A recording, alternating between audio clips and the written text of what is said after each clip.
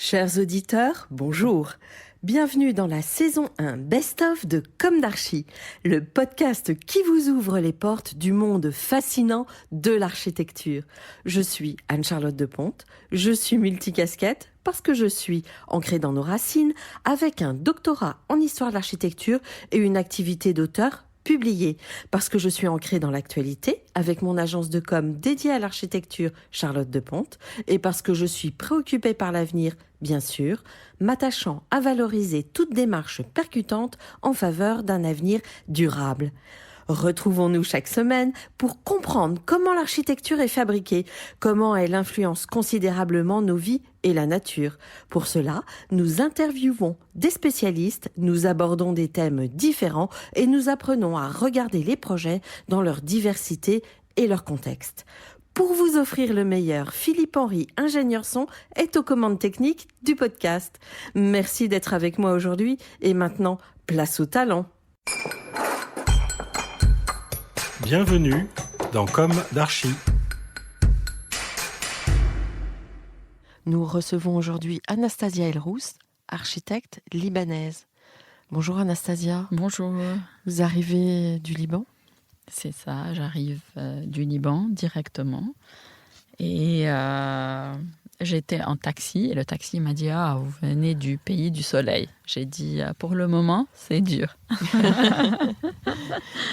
Donc vous êtes architecte libanaise, votre agence est implantée au Liban, à Beyrouth exactement, mais vous connaissez bien la France pour être venue travailler, à Bordeaux notamment. Vous œuvrez dans le domaine de l'architecture depuis une quinzaine d'années, après avoir été diplômée de l'Université américaine de Beyrouth, école au sein de laquelle vous donnez aujourd'hui des cours de design. Vous avez débuté votre carrière en travaillant chez Samir Kerala and Partners, en 2005 et 2006, puis vous avez intégré l'équipe de Jean Nouvel à Paris en 2007. En 2008, vous prenez la direction de Youssef Tomé, architecte associé, et devenez peu après associée fondatrice et directrice générale de ce cabinet. Votre association avec Youssef Tomé durera 6-7 ans, n'est-ce pas, de 2011 à 2017. En novembre 2017, vous fondez votre propre cabinet d'architecte, Anastasia Elrous Architecte. Dans votre nouvelle agence, vous continuez de défendre votre philosophie en matière d'architecture et design, à savoir que la pensée architecturale et urbaine ne peut jamais être stagnante. L'architecture consiste à explorer un champ des possibles, à ouvrir un dialogue, tout en encourageant une dialectique permanente. Enfin, vous avez créé une ONG sur les femmes. Vous arrivez du Liban en partie pour cette émission, et je tiens tout d'abord par commencer à vous remercier très chaleureusement d'être parmi nous, en dépit de la difficulté de se mouvoir dans votre pays aujourd'hui. Justement, il y a un contraste intéressant, parce on est en pleine grève en France, bref, sans du tout entrer dans le débat politique, car ici nous ne parlons que résilience et construction de l'être, construction du territoire. Qu'est-ce qui se passe là-bas et comment vivez-vous le quotidien ? C'est peut-être intéressant pour nos grévistes de l'entendre. Oui, je pense que c'est très intéressant. Ça m'a pris 2 heures de l'aéroport au centre de Paris. Et donc, je discutais avec le taxi. Et je pense que c'est important de savoir ce qui se passe au Liban et dans la région parce que ça va donner aux gens une vision différente du travail, en fait, et de l'évolution. Et donc, pour le moment, au Liban, il y a une absence de gouvernement. Et nous vivons dans la tension, c'est vrai. Mais à mon avis, c'est très important de re-questionner les repères parfois. Les émotions du peuple libanais sont mixtes. Il y a des gens qui souffrent, mais en même temps, il y a des créativités qui émergent. Et c'est un peuple qui revient à la vie après une longue période de silence. Et je pense que c'est très, très important parce que ça faisait 30 ans que les Libanais attendent un changement. Et là, c'est les Libanais qui font le changement eux-mêmes. Et c'est pour ça qu'il y a vraiment une ouverture au changement avec beaucoup d'intensité. Et au niveau de la ville, il y a beaucoup d'activistes qui commencent à approprier toutes sortes d'espaces publics en ayant aussi créer des nouvelles activités pour les gens là-bas. Et donc les espaces de la ville sont en train de se transformer par le peuple, alors qu'elles étaient avant vraiment limitées par les États et parfois vraiment fermées, clôturées et vides. Aussi, il y a la solidarité, l'idée de la solidarité ou l'unité. Il y a une réalité très, très difficile. Il y a un risque de dévaluation monétaire. Mais en même temps, il y a une solidarité, je vais dire, magique. Il y a des initiatives civiles. Il y a un peuple qui commence à s'unir malgré les divisions socio-économiques, culturelles et surtout religieuses. Parce qu'il y a à peu près 17 religions dans un petit pays relativement. Et là, on sent que tout le monde s'unit autour du changement, autour de la créativité, pour vraiment recommencer à vivre. Et je pense que ça, c'est très, très important. Et donc, ces 3 thèmes-là sont aussi très importants pour moi dans l'architecture et dans l'urbanisme. Et je pense que c'est 3 thèmes qui sont universel pour l'architecture. Donc la solidarité, les émotions et l'attention qui permet de changer, d'évoluer, de re-questionner les repères, de s'ouvrir. Et c'est ce qui permet de créer une ville, une architecture, un espace. Et donc, pour moi, l'architecture n'est pas déconnectée des gens ni des peuples. Donc, je vis dans mon quotidien au Liban avec une espérance profonde et une ouverture à ce changement qui n'est pas tous les jours facile. Mais comme on est un peuple résilient, et donc on utilise cette qualité pour continuer. Oui. Et c'est ce qu'on va faire. Vous avez pris votre indépendance depuis 2 ans, temps très court à l'échelle d'un projet d'architecture. Comment se passe cette transition ? J'ai fondé mon agence depuis 2 ans et c'était un rêve caché. Et j'ai réalisé cela après les allers-retours à Bordeaux. Et une envie de s'exprimer ? Une envie de s'exprimer, une envie de se libérer, une envie de dire vraiment ce que je pense de la ville, de l'architecture, du monde, en fait. Et pour moi, c'est très épanouissement. Ces 2 ans étaient vraiment magiques. Avec une expérimentation dans la conception, même dans la construction. On vient de gagner un concours urbain à Cracovie dans la Biennale d'architecture de 2019 avec Michel Laruche-Arlu et Anna Martier-Baron. Et j'ai lancé 5 projets d'architecture, dont un est au Canada, 3 au Liban et celui de Cracovie. Et je suis en train de vraiment de faire beaucoup de concours parce que j'ai envie de travailler non seulement au Liban, mais partout dans le monde. Et j'ai pris le temps de se différencier à travers mon architecture en créant une équipe aussi qui partage ma vision parce que je trouve que le travail d'équipe et le fait de pouvoir écouter les autres est très, très important pour vraiment créer une architecture qui ressemble aussi à l'autre et pas seulement à soi-même. Et bien sûr, j'existe en relation avec l'usager et le contexte. Et je pense que j'ai une lecture très, très spécifique de la réalité. J'aime mettre en valeur les expériences existantes. Parce que ça me permet d'être en relation avec le monde autour de moi. Et je crois en la beauté dans ce qui existe et je cherche à créer d'autres expériences à travers les gens, les espaces, dans une architecture évolutive et adaptable. Il y a déjà des chantiers qui ont commencé par rapport à ces Bien sûr, il y a la villa Dam, qu'on appelle Damad, parce que d'habitude, les clients n'aiment pas qu'on les nomme avant que la villa ne se termine. Donc, c'est la Damad ou ce qu'on appelle récemment la Villa Monde. Et elle est en chantier. Elle se termine dans 10 mois. Elle est à Rabier, c'est ça ? Elle est à Rabier. Donc, Rabier, c'est la colline la plus verte au Liban, qui est devant l'horizon de la mer de Beyrouth. Et il n'y a que des villas sur cette colline-là. Et c'est directement en relation avec un paysage très, très méditerranéen de pins, avec un contexte très spécifique de relation entre les bâtiments. Donc le vide ou le végétal est beaucoup plus existant que la construction. Et je pense que le contexte est très, très important. Mais comment un chantier en ce moment au Liban peut être mené?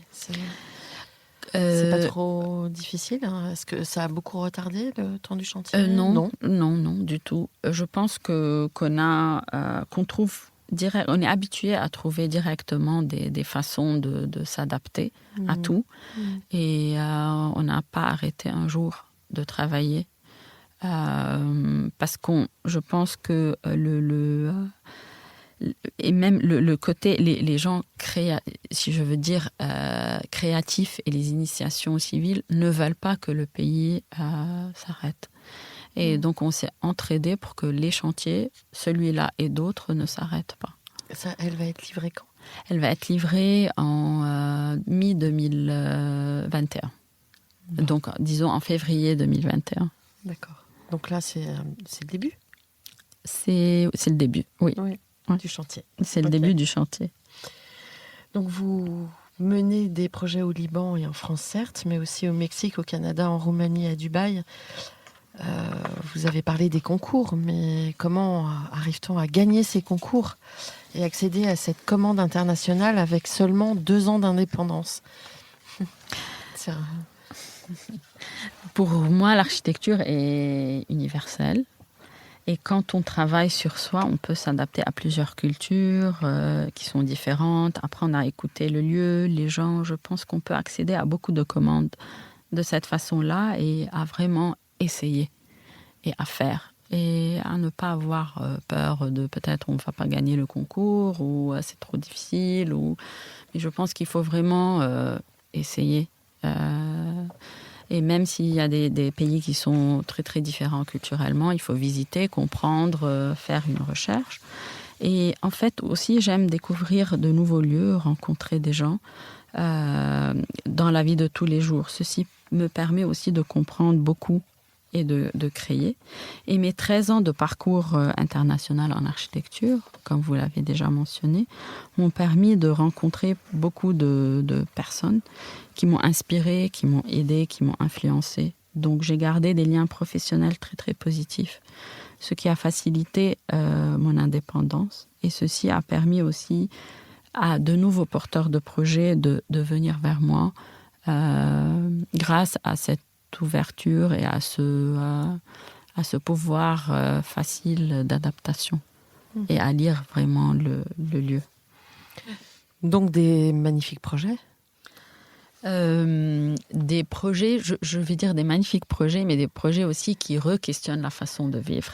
Donc la villa de 3500 mètres carrés, là où vraiment je voulais recréer comment on peut vivre le végétal dans un espace intérieur. Et privé. Ouais.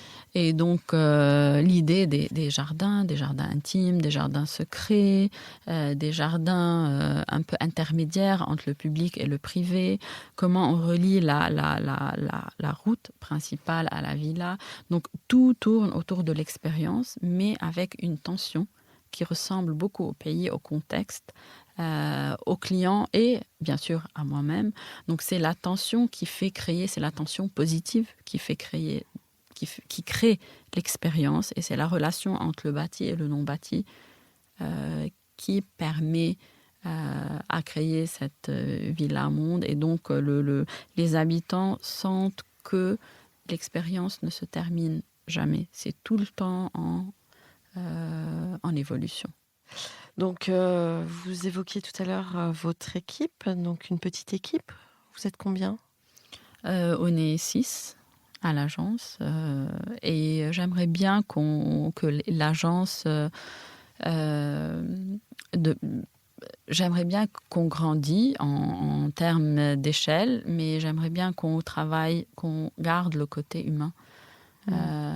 de voir tout, de pouvoir créer, de faire des maquettes, parce qu'on travaille beaucoup en maquette, en dessin et sur des logiciels. Mais je pense qu'être en relation avec son projet physiquement, la matière, la sélection, la matière spatiale, la sélection même des matériaux, les textures, l'échelle humaine, l'échelle d'une ville, je pense que on a besoin d'être vraiment de limite de toucher ça physiquement pour qu'on soit sûr de ce qu'on fait, parce que ça va durer pour longtemps dans le site. Je pense que c'est important de travailler les architectures pérennes. Et pour le faire, il faut vraiment avoir tous les détails du projet. Donc une équipe qui a besoin d'expérimenter la matière spatiale. Que des femmes ? Que des femmes pour le moment. C'est un choix ou c'est par hasard ? C'est par hasard. Ça a commencé mais c'est vraiment par hasard. Mais ça l'est devenu après un an. Pour dire la vérité, je préfère une équipe qui est mixte. Oui. Mais ça l'est devenu avec le temps et je n'ai aucun problème avec ça parce que je dois vous raconter les expériences autour de ça. On arrive au chantier tout le temps, que des femmes, et les gens sont un peu... ils n'osent pas demander pourquoi ou si c'est voulu ou pas. Mais ils sont tout le temps à l'attente de quelque chose. De comprendre. De comprendre. Mais personne n'ose demander une question et ça nous fait trop rire. Parce que je pense que c'est une première. Oui, c'est une première. Et c'est une première de dire, oui, on est juste des femmes pour le moment. Et je pense qu'il faut commencer à re-questionner l'hiérarchie dans nos espaces de travail. Et pas seulement au Moyen-Orient, mais dans tout le monde. Ouais. Il faut vraiment juste commencer à discuter pour pouvoir s'adapter, pour créer des équipes mixtes. Parce que je pense que être équitable et avoir des opportunités vraiment en harmonie, déjà c'est dur dans le monde du travail. Alors que dans notre domaine de la construction, c'est encore plus dur d'être sur les chantiers, de discuter de super grands budgets et de laisser une trace. En fait, la différence dans notre métier, c'est qu'on laisse notre trace. Et ce n'est pas juste une présentation. C'est vraiment une construction d'un bâti. Avec une grosse responsabilité. Avec une grosse responsabilité qui laisse une trace. Et je pense que je sens que je suis aussi responsable de travailler sur ce sujet dans mon agence et d'en parler dans le monde entier. Alors, pouvez-vous nous parler plus en détail de vos propres projets en cours ? Vous avez déjà évoqué Dammam Villa à Rabier, au Liban, Haddad Compound à Laurentide au Canada. Il y a aussi MM Residential Building et AA Loft à Shia au Liban, la Haven House à Ardines, toujours au Liban, The House of Light à Vilnius, en Lituanie, et le projet de Krakow, c'est ça ? De Cracovie. En Pologne. En Pologne. Donc, je travaille beaucoup sur l'usage, le contexte et la réalité du contexte, comme on dit en anglais, a long loving look at the real. J'aime bien comprendre ce qui se passe culturellement, économiquement et géographiquement, parce que je pense qu'il faut commencer en continuité et puis se détacher pour pouvoir créer une relation entre ce qui est existant et ce qui est ajouté. Je m'adapte très facilement à comprendre les émotions et à les revivre et les réadapter, même si c'est dans un grand projet urbain ou une petite maison. Et donc, je vais commencer par le projet au Canada. C'est un projet sur un terrain, sur une forêt de 40 000 m², là où le porteur de projet voulait créer une maison détachée qui pourrait accueillir beaucoup de gens pendant l'année, même économiquement, essayer de la louer pour pouvoir, à partir de la location, construire les structures. C'est un projet en construction bois, en structure bois, et on a commencé vraiment à expérimenter la relation entre la structure bois, comment on vit dans une structure en bois en relation avec la nature, en relation avec le climat là-bas, et comment cette structure-là peut être transformée par rapport au contexte. Le projet est situé sur une colline avec une géographie très variée. Et donc, j'ai décidé de mettre 7 maisons qui varient entre 450 m² et 50 m².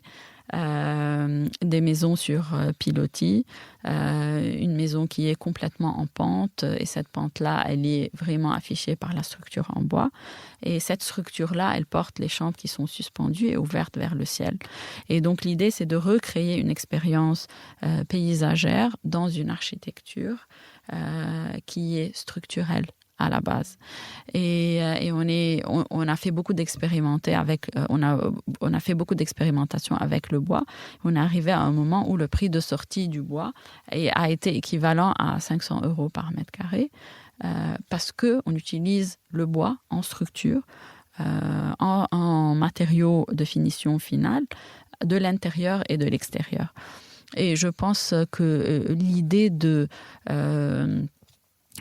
revoir les matériaux d'une autre façon, pas seulement en termes esthétiques, est très très très importante pour faire évoluer l'architecture et donner une qualité d'espace sans vraiment être dans le luxe. Le projet du bâtiment résidentiel MM, qui est à Beyrouth, je l'appelle, pour moi, c'est un poumon vert de Beyrouth. C'est une structure bois et béton, c'est une mixité de structures. Et là, c'est l'expérimentation de comment vivre en volume de 2 étages ou 3 étages, qui est équivalent à 5, 7 et 10 mètres d'auteur sous plafond. Les étages sont totalement plantés. Donc, on a des plantations de 360 degrés de partout, et on laisse l'intérieur sans finition à un prix qui est moins bas. Et qui est beaucoup plus bas. Et on monte en hauteur. Pourquoi on monte en hauteur? Parce que je pense que à un moment donné, il faut créer des signaux dans une ville. Et il faut commencer à créer des signaux verts et à créer des signaux qui ne sont pas statiques. Au contraire, ce bâtiment-là, c'est une structure et on habite la structure. Donc, je peux acheter un appartement de 50 m², comme je peux acheter un appartement de 100 m². Et c'est les acquéreurs qui dessinent l'horizon de la ville à travers le changement de volume dans ce bâtiment. Oui, de l'appropriation. C'est une interprétation assez poussée du volume capable. Exactement, c'est une interprétation très très poussée du volume capable, qui revisite le volume, mais beaucoup plus en hauteur, et qui aussi permet de mettre en valeur l'idée que l'architecture aussi est une structure. Et c'est une structure d'espace, et que cette structure-là, elle peut définir l'espace de vie, et que l'usager est très très important dans une architecture. Donc, on enchaîne sur les autres projets. Je continue avec ce que j'appelle la Haven House. C'est une maison qui sera habitée par 3 femmes et qui est divisée en 3 maisons, 3 petites maisons privées. Elle fait un total de 500 m² sur un terrain de 1500 m², et avec un espace vital. Et cet espace-là, c'est l'espace d'accueil. C'est un espace commun. C'est un espace je dirais pas commun parce que chacune des 3 maisons a un espace qui est un peu commun, mais c'est un espace pour les gens qui viennent de l'extérieur, c'est un espace d'accueil, c'est un espace de travail, disons, parce que les 3 femmes comptent habiter et travailler dans ce lieu-là. Et donc c'est l'espace de travail, c'est l'espace commun, et puis il y a 3 maisons qui ont attaché. Et le contexte est important parce que c'est sur une pente qui est raide. Il y a une vue, mais les 3 femmes ont choisi d'être dans le paysage intérieur. Et ils ont demandé de recréer un paysage intérieur totalement privé pour regarder le ciel et ce qu'elles cultivent elles-mêmes, parce qu'elles veulent créer de petits jardins agricoles autour. Et donc c'est un choix de vraiment de se retirer du monde extérieur et d'inviter ce monde extérieur à vivre leur expérience intime et professionnelle. Ce que je trouve très, très, très intéressant parce que ça crée des espaces qui sont vraiment très, très différents, reliés à des jardins qui font 50, 60 mètres carrés. Donc, on est tout le temps dans la découverte d'un lieu caché. Il y a quelque chose de monacal. Enfin, ça me fait penser à ça dans la Chartreuse de Pavie ou. Exactement. Ouais. Bon. Et après, j'ai travaillé sur un concours de 17 000 mètres carrés à Vilnius. C'était un appel à projet qui pour dessiner des espaces de concert. Et ce qui était important dans ce projet, c'est que Vilnius, c'est reconstruire une mémoire collective à travers l'histoire et la géographie. Et le site, c'était un paysage aussi en colline. Et donc, l'intervention architecturale était une extension de cette colline, mais en même temps un symbole de résilience de la ville de Vilnius, pour dire que c'est important de comprendre l'histoire, mais en même temps c'est important de donner une image évolutive du temps présent et la musique. Ça crée beaucoup d'émotions et d'expériences. Donc, l'idée du projet, c'était de détacher le bâtiment en 5 bâtiments, de continuer la colline au rez-de-chaussée et de créer un espace public à 7 mètres de hauteur qui relie les 5 bâtiments et qui relie aussi le rez-de-chaussée au bâtiment. Donc, c'est comme si il y avait un besoin de reconnecter la ville de Vilnius à la colline et à la musique. Et on l'a appelé The House of Lights, donc c'est la maison des lumières, parce que la musique, la lumière, il recrée les 5 sens de la ville et ils permettent de rendre la résilience de cette ville visible. Il va voir le jour, ce projet ? C'était un concours qu'on n'a pas gagné, mais qu'on est fiers de le faire. Parce que on avait 2 mois, un 17 000 mètres carrés, et directement, les maquettes ont commencé, parce que pour pouvoir comprendre un lieu, il faut le sentir. Et je pense, pour pouvoir gagner un concours, il faut en faire beaucoup. Donc, durant cette année, on a fait 2. On a gagné 1 de 2, celui de Cracovie. Et on a pu vraiment lire le lieu, on a pu répondre. Alors, ce projet-là, c'est... Donc, Michel aussi peut parler de ce projet parce que c'était Vous avez candidaté ensemble ? On a candidaté ensemble. Et l'idée, c'était de créer un parc spirituel et écologique pour les citoyens de Cracovie, parce que, comme Michel le dit très bien, Cracovie est une ville touristique. Et l'idée, c'était de recréer le front de la rivière, la Vistula, en injectant des fonctions pour les citoyens, des fonctions spirituelles, des fonctions écologiques, sportives, des fonctions culturelles, qui sont destinées pour les citoyens au bord de la rivière, tout en reliant ces fonctions-là à travers un parc qui relie la rivière au centre-ville à travers des parcours culturels. Et donc l'idée, c'est de s'ouvrir du centre vers la rivière à travers les activités qui sont ouvertes aux habitants. Et si les touristes veulent les utiliser, ils peuvent aussi les utiliser. Et le temps de ce projet, là, vous l'avez gagné? Là, c'était au sein de la Biennale d'architecture de Cracovie. Et on est en train de discuter avec eux parce qu'ils sont en train de penser de créer comme un think tank pour le diviser en plusieurs parties et créer plusieurs projets urbains autour de la rivière. Et donc, on est en discussion avec eux pour voir les prochaines étapes. D'accord. Donc, vous poursuivez des projets en partenariat avec Youssef Tomé? Oui, non, pas vraiment. Non. La canopée de Nantes, Brazza, Bordeaux? Je ne les poursuis pas par choix. Oui.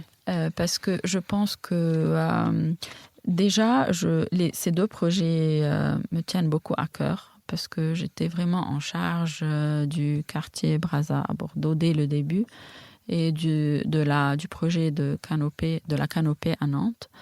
Et je pense que j'étais très chanceuse de vivre l'évolution de ces deux projets pendant 6 ans et l'autre 2 ans. Mais je pense pour pouvoir se renouveler comme architecte indépendante, il faut parfois couper des ponts. Pour renaître. Pour reconstruire d'autres et pour se repositionner différemment. Mais je garde de très, très, très bons souvenirs. Donc, comment voyez-vous l'avenir de votre agence et celui de l'architecture en général? C'est une grande question. J'aimerais, comme tous les architectes, en fait, construire dans plusieurs pays. Mais qui cherchent à s'ouvrir aux expériences des autres et aux cultures des autres. Vous les avez identifiés, ces pays idéaux? Non, parce que je n'aime pas juger, parce que je pense que les pays peuvent être en évolution aussi. Oui. Et je pense que dans notre monde, maintenant, je pense qu'il faut vraiment s'ouvrir et pas l'inverse. Parce que ça peut vraiment dégénérer encore plus si tout le monde se cache dans leur coin du monde et on se referme sur les autres. Et donc, une ouverture à l'international, une relation aussi avec l'artisanat et un retour à l'humain et au paysage. Pourquoi un retour? Parce que je pense que l'expérience et l'expérimentation font partie de l'être humain. Et qu'il faut vraiment comprendre l'être humain dans son contexte et pouvoir dessiner pour lui. Et pas seulement faire des architectures esthétiquement très, très jolies, ce qui est aussi important. Mais il faut que ça vit pendant longtemps et que ça évolue. Et pourquoi l'artisanat? L'artisanat, parce que pour faire du sur-mesure,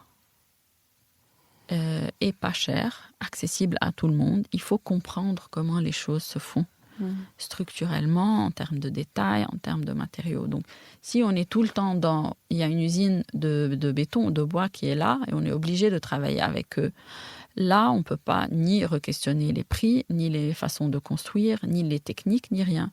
On a une recette, un robot qui nous dit « il faut faire ça ». Et je pense que c'est ce qui rend l'architecture un peu statique. Alors que quand on travaille avec des artisans, on peut penser, on peut créer, on peut revoir les prix, on peut même évoluer différemment. Ça prend beaucoup de temps, beaucoup plus de temps, mais je pense que ça vaut le coup parce que quand on construit, le bâtiment reste pendant des années dans une ville, ou une ville, quand on dessine une ville, elle va rester pendant longtemps. Donc je pense qu'il faut prendre le temps pour comprendre les choses. Et puis il y a une beauté aussi. Il y a une beauté, exactement. L'intervention humaine. Anastasia, vous avez créé une ONG consacrée aux femmes. Pourquoi ? Et pensez-vous que les femmes gagnent finalement du terrain face à l'oppression, notamment dans les pays arabes ? Si c'est ça le sujet. Je ne dirais pas oppression, parce que oppression, le sens du mot oppression est très... est un peu lourd. Je ne pense pas que c'est ça le sujet de l'ONG. Je pense que la place de la femme dans le monde professionnel et personnel est un processus qui va prendre du temps.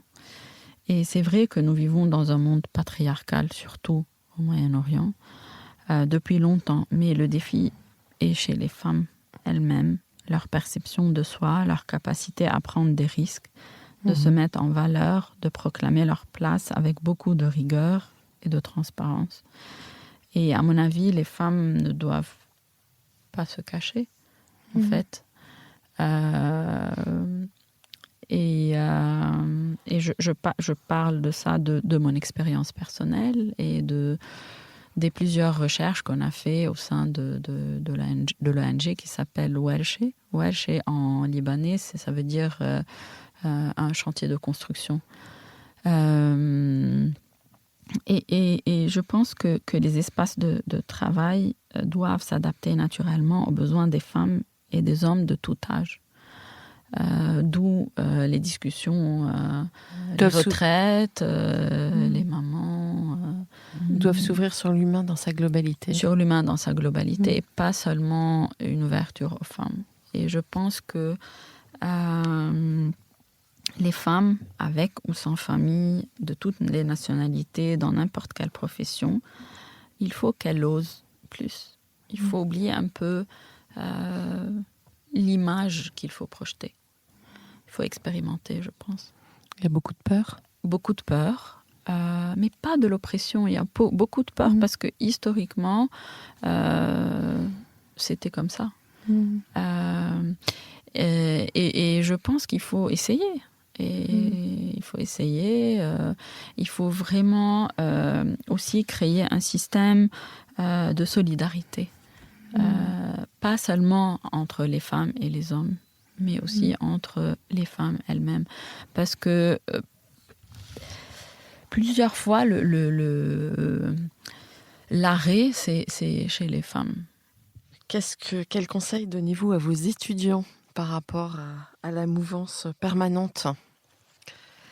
Je pense qu'il faut bien sûr rêver et re-questionner le monde et expérimenter le monde à leur façon, de croire en soi du côté professionnel et personnel et de s'ouvrir aux opportunités.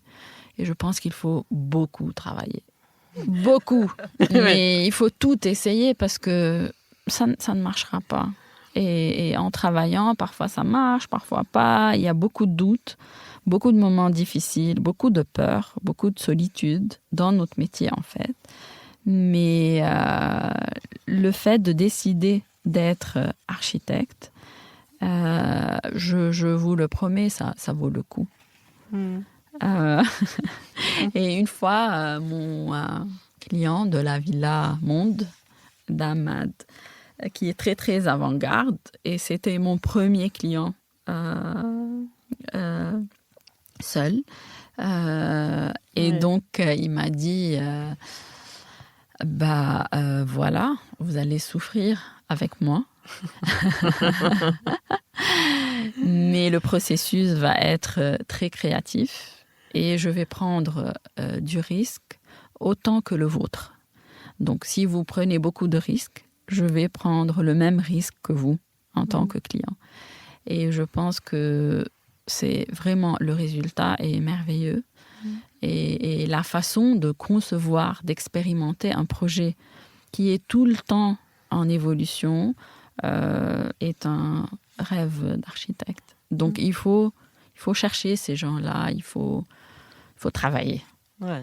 Alors ce que je trouve assez beau dans les images de vos projets, On n'a plus l'impression, on parle toujours de porosité entre l'intérieur et l'extérieur, mais il y a toujours un passage. Et on a l'impression dans les projets d'Anastasia que l'intérieur et l'extérieur forment un tout.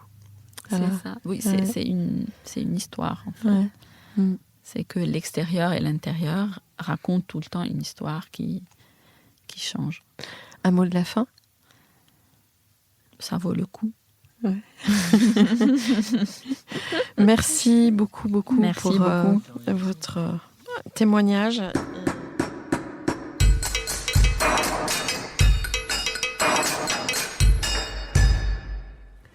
Chers auditeurs, merci pour votre écoute. N'oubliez pas de retrouver nos sujets en avant-première sur Instagram à l'adresse Comdarchi Podcast, COMDARCHI Podcast. Si vous aimez ce podcast, favorisez sa diffusion en lui donnant 5 étoiles sur Apple Podcast, plus un petit commentaire, ou sur votre plateforme de podcast favorite. Et surtout, abonnez-vous pour écouter tous nos épisodes gratuitement.